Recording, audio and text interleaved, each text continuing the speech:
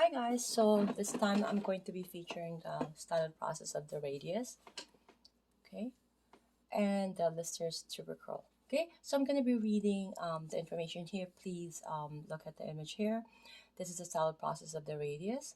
Okay, this is the thumb, which is this is the radius side, right? This is a dorsal medial view of the right wrist. Okay, so standard process of the radius. Um, Stellar process of the radius in comparison to the tooth-like stellar process of the ulna is a wider, more substantial mound of bone located on the lateral side of the radius. The stellar process is surrounded by the extensor tendons and is the attachment site for the brachioradialis. Okay, beginning by grasping the distal radial shaft between your thumb and finger. So slide distally, noting how the radius broadens in all directions. Palpate along the lateral side, thumb side of the radius to the tip of the styloid process. Okay, so are you sorry about that, not this one. So are you proximal to the flexor crest of the wrist? Is the portion of the bone you are palpating surrounded by several thin tendons? If you passively flex and extend the wrist, the styloid process should remain stationary. Does it? These are the questions that you should be asking yourself um, to um, to be guaranteed that you are really on the right proper landmarking. Okay, we're gonna go ahead on the image here is the dorsal side of the right wrist, and we're trying to palpate the Lister's tubercle. Okay, this is the head of the ulna, named in honor of Joseph Lister, father of modern antiseptic surgery. So this superficial knob is located on the dorsal surface of the radial styloid process. With its oblong shape, Lister's tubercle, also known as the dorsal tubercle, acts as a hook for the extensor pollicis longus tendon. For our purposes, however, it will serve as a benchmark for finding two of the carpals, the lunate and the capitate. Okay?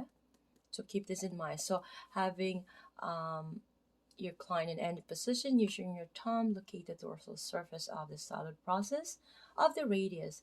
Slide your thumb in the direction of the head of the ulna and explore for the oblong knob of the Lister's tubercle.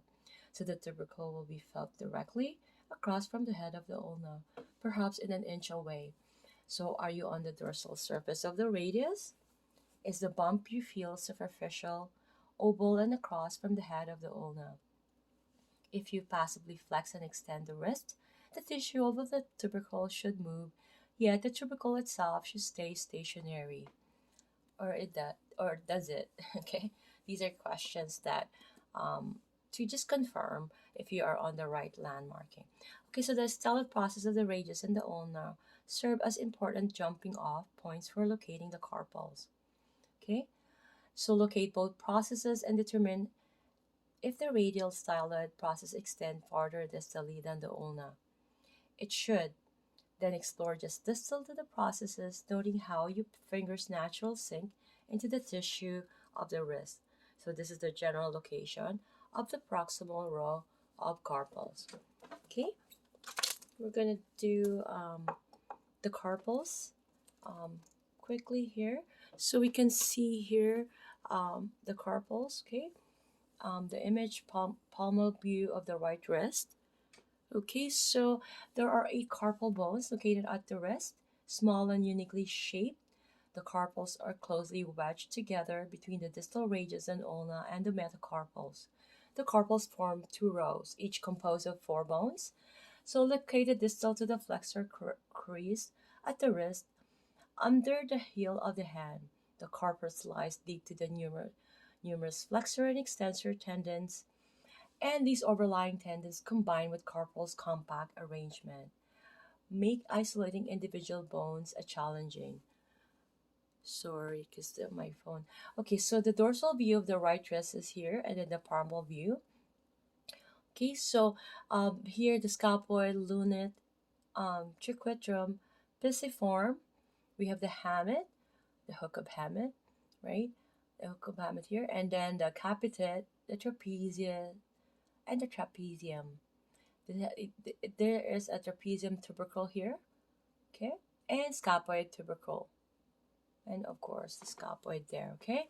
And we all know the lunate, triquetrum, pisiform. We need to know this by heart.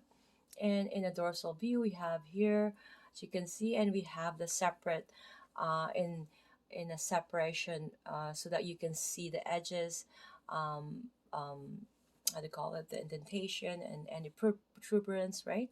The expanded carpals, palmar view of right hand, the scaphoid, lunate, triquetrum, and pisiform form the proximal row, while the trapezium, trapezoid, capitate, and hamate make up the distal row. Okay, so just keep those in mind. We're going to see you on the next video.